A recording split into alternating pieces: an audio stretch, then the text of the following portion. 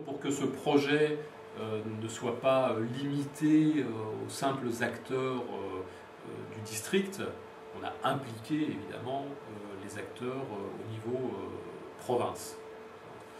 Et on a donc mis en place un système de pilotage aussi au niveau provincial. À ce niveau-là, les acteurs qui se rencontrent sont quand même utilisent des outils un petit peu macro, c'est-à-dire c'est le plan d'action du projet. C'est pas des outils très techniques, hein. Donc c'est le plan d'action, c'est le chronogramme, puis c'est le suivi budgétaire, le nombre d'enfants scolarisés. Combien d'enfants handicapés ça représente, est-ce qu'il y a eu des départs, des abandons, donc tout ça est intégré à la base de données du ministère.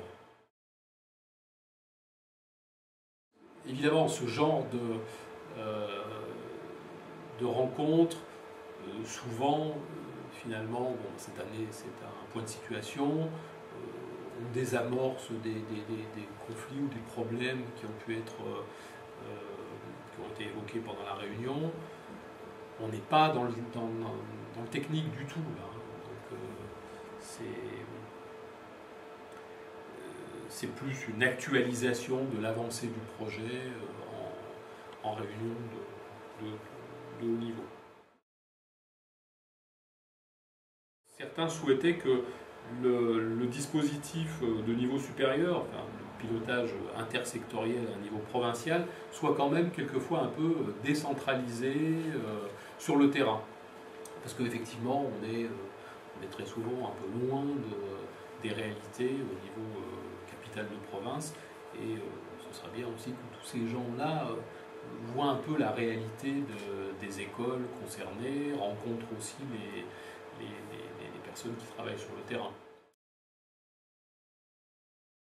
Et il y a également une réunion, alors cette fois mensuelle, entre tous les professionnels et les animateurs de terrain de ces composants. Donc là, ce sont les enseignants, notamment ces enseignants itinérants, les animateurs communautaires, et puis ponctuellement du personnel des services médico-sociaux.